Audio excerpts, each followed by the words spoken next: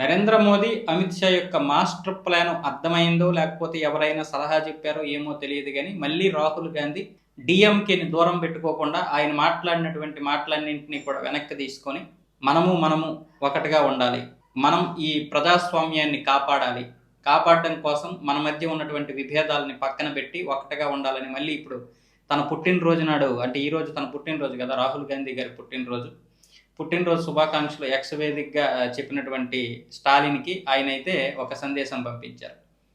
మనందరం ఒకటే, మనందరం ఇండీ కూటమిలో భాగం, మనందరం ప్రజాస్వామ్యాన్ని కాపాడాలి, జరుగుతున్నటువంటి రాజకీయ పరిణామాలను ఎదుర్కోవాలి, అంటే ఎన్డీఏని ఎదుర్కోవాలి, ఈ రాక్షసత్వాన్ని రాక్షస పరిపాలన నుంచి మనం దేశాన్ని కాపాడాలి అన్న విధంగా రాహుల్ గాంధీ ఎందుకు ఇప్పుడు స్టాలిన్ని కలుపుకుంటున్నాడంటే, ఇక్కడ విషయం ఏంటంటే నరేంద్ర మోదీ, అమిత్ షా, ముఖ్యంగా అమిత్ షా ఏదైతే డిఎంకే కాంగ్రెస్ పార్టీ మధ్య వచ్చినటువంటి ఎడబయట ఉందో తమిళనాడులో, ఎందుకంటే 5 స్థానాలు గెలిచారు.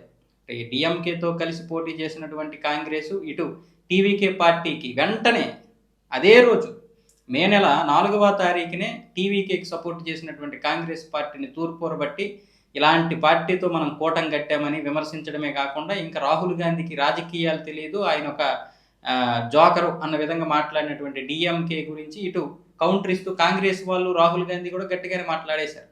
ఈ యొక్క ఎడబాటుని బీజేపీ బాగానే క్యాష్ చేసుకోవాలని చూసింది. అంటే ఎన్డీఏలోకి డిఎంకేని తీసుకురావడానికి ప్రయత్నాలు చేసింది. లోక్సభ వరకు, రాజ్యసభ వరకు వాళ్ళ సపోర్ట్ ఉంటే అప్పుడు 3 వంతుల్లో 2 వంతుల సపోర్ట్ ఉంటుంది కాబట్టి 360 స్థానాలకి లోక్సభకు రావడానికి, అలాగే అక్కడ 160 స్థానాలు రాజ్యసభలో కూడా దాటడం కోసం ప్రయత్నాలు చేసినటువంటి బీజేపీ యొక్క ప్లాన్, ఈ మాస్టర్ ప్లాన్ అర్థమైంది. రాహుల్ గాంధీకి అర్థమైందంటే పక్కన ఉన్న వాళ్ళు సలహా చెప్పారు, నాయనా నువ్వు ఎంతమందిని గట్టిగానే మాట్లాడి కోల్పోతావో వాళ్ళందరూ బీజేపీ వైపు వెళ్ళిపోతారు, లేదంటే బీజేపీ వాళ్ళని లాగేసుకుంటుంది.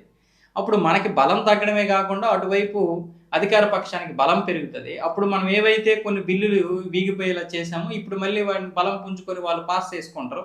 అప్పుడు ఎవరికి నష్టం? మనకే నష్టం కదా అనే ఉద్దేశంతో సలహాలు ఇచ్చారేమో. మరి ఆ సలహాలతో పాటే ఈరోజు తన పుట్టినరోజు శుభాకాంక్షలు చెప్పినటువంటి స్టాలిన్కి రండయ్యా రండి మనందరం కలిసికట్టుగా ప్రజాస్వామ్యాన్ని కాపాడదాం అంటున్నాడు.